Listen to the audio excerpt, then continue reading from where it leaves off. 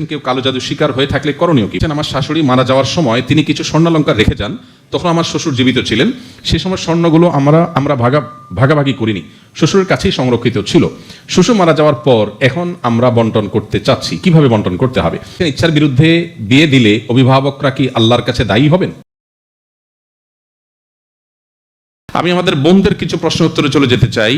রাজিয়া সুলতানা উর্মি, আপনি লিখেছেন কেউ কালো জাদু শিকার হয়ে থাকলে করণীয় কি? প্রথম কথা হলো, ব্ল্যাক ম্যাজিক এবং কালো জাদু, সেহের যেটাকে বলা হয় কোরআনের ভাষায়, সেটা থেকে মুক্তি পাওয়ার জন্য ব্যক্তিগত প্রচেষ্টায় সেলফ রুকিয়া করা যেতে পারে। কমন আমল হলো সকাল এবং সন্ধ্যায় 3 কুল 3 বার পাঠ করা, সূরা ইখলাস, সূরা ফালাক, সূরা নাস 3বার পড়ে ফু দিয়ে পুরো শরীর মোছা দরকার। এটা খুবই গুরুত্বপূর্ণ। এর বাইরে সবসময় ওযু সহকারে থাকার একটা বিশেষ সুফল পাওয়া যায়।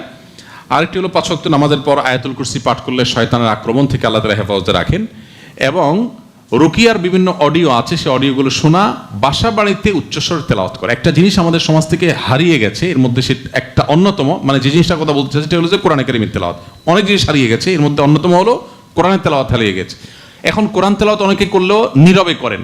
বাসা বাড়িতে পুরুষরা সরবে, নারীরাও এতটুকু সরবে করতে পারেন যে পরপুরুষের কণ্ঠ পর্যন্ত, কান পর্যন্ত যাবে না। এতে শয়তান বিদূরিত হয় বাসা থেকে।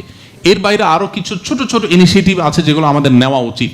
আসুন্নাহ ফাউন্ডেশন থেকে আমরা রুকিয়া বিষয়ক একটা ছোট লিফলেট করেছি, আপনারা যাওয়ার সময় প্রত্যেকে যার যার কপি সংগ্রহ করে নিয়ে যেতে পারবেন। এটা আমরা ফ্রি ডিস্ট্রিবিউশনের জন্য করেছি, আপনারা নিজেরাও ডিস্ট্রিবিউশন করতে পারেন, আবার ডিস্ট্রিবিউশনের সহায়তাও করতে পারেন। এখানে বেশ কিছু গাইডলাইন দেওয়া আছে যেগুলো ফলো করলে আশা করা যায় ব্ল্যাক ম্যাজিক থেকে আল্লাহ আমাদেরকে হেফাজতে রাখবেন। সূরা বাকারা বিশেষভাবে যদি কোনো ভাষায় তেলাওয়াত করা হয়, আল্লাহ তাআলা সেই ভাষাকে হেফাজতে রাখেন। এজন্য তেলাওয়াত করা দরকার, আর না হয় তেলাওয়াতের অডিও চালানো দরকার।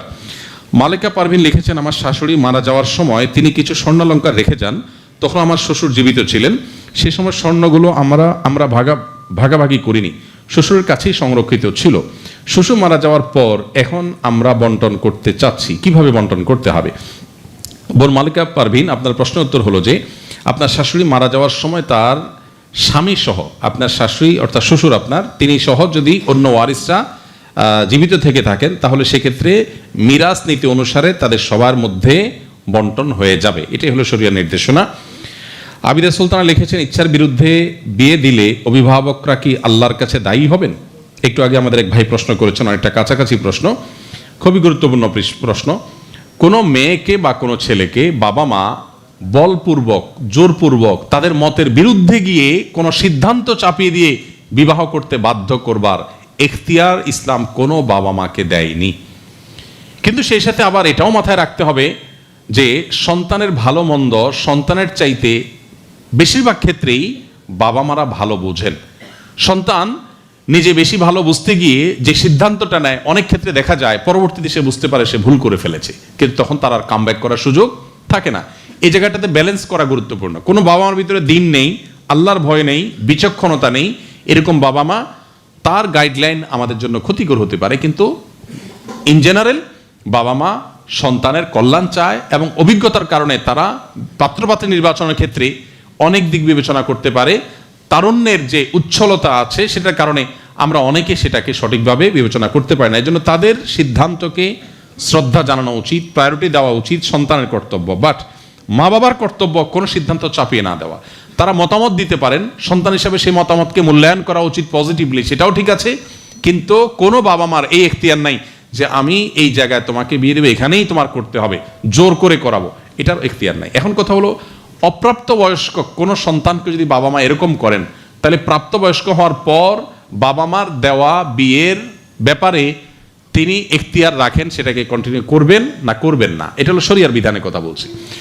আর প্রাপ্তবয়স্ক কারোর সাথে যদি বাবা মা এরকম আচরণ করেন আর তিনি যদি নিরুপায় হয়ে সম্মতি দিয়ে দেন, তাহলে বাই ল আইনগতভাবে বিয়ে হয়ে যাবে, কিন্তু বাবা মা গুনাহগার হবেন সন্তানকে এই ধরনের জোর পূর্বকভাবে সিদ্ধান্ত চাপিয়ে দেওয়ার জন্য।